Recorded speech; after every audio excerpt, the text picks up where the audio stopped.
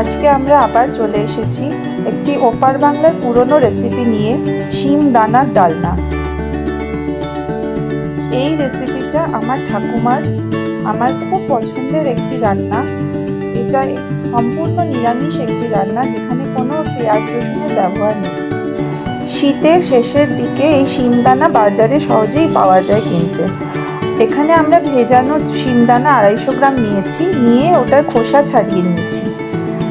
বেগুন একটা গোটা মাঝারি সাইজের নেওয়া হয়েছে, যেটা বড় বড় করে কেটে নেওয়া হয়েছে। দুটো মাঝারি সাইজের আলুও ডুমো ডুমো করে কেটে নেওয়া হয়েছে। শিমদানার খোসা ছাড়িয়ে নিয়ে গরম জলে সিদ্ধ করতে হবে।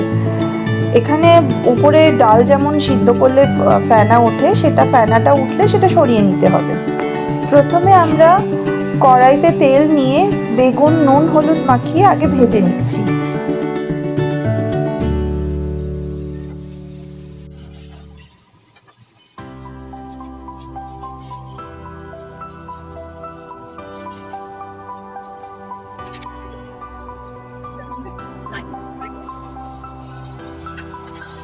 তারপরে বেগুন ভাজার পরে যেটুকু তেল অবশিষ্ট রয়েছে তাতে শিমদানাগুলো আমরা একটু নাড়িয়ে নেব, একটু হালকা ভেজে নেব।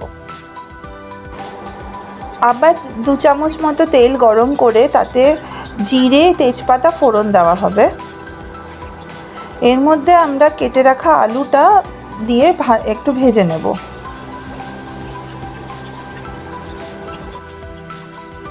এরপর একে একে নুন হলুদ ও আদা বাটা দিয়ে দেব।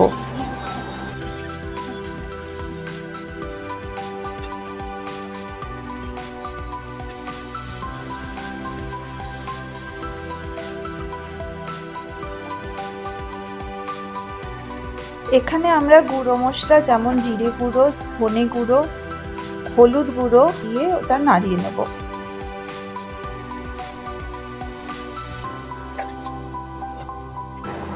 গুঁড়ো মশলা দিয়ে অল্প একটু জল দিয়ে মশলাটা কষিয়ে নেব। 3টে কাঁচা লঙ্কা এখানে চিড়ে দেওয়া হচ্ছে। এই রান্না বেশি ঝাল হবে না, তাই নিজের আন্দাজ মতো এবং লঙ্কার ঝাঁজ মতো এখানে ব্যবহার করবেন। মশলাটা ভালো মতো কষিয়ে নিয়ে সেদ্ধ করে রাখা শিমের দানাগুলো এখানে মিশিয়ে দেব।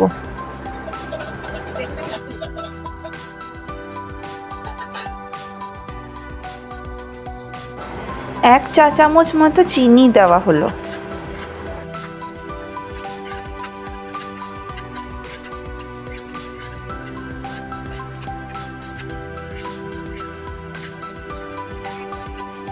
সব উপকরণগুলো ভালো করে মিশিয়ে নিতে হবে। অল্প একটু জল দিয়ে ভালো করে নাড়িয়ে নিয়ে এখানে ভেজে রাখা বেগুনগুলো দিয়ে দিন।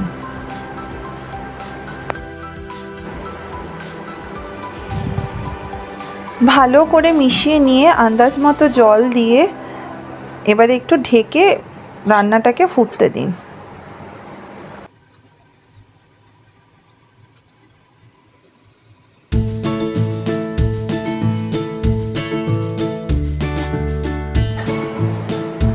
আমাদের শিমদানার ডালনা হয়ে এসেছে। এবার ঘি গরম মশলা দিয়ে ভালো করে মিশিয়ে রান্নাটা নামিয়ে নিন। শিমদানার ডালনা একটি অতি সহজ ও সুস্বাদু একটি রান্না। আশা করি এটা বানিয়ে খেলে আপনাদেরও খুব ভালো লাগবে।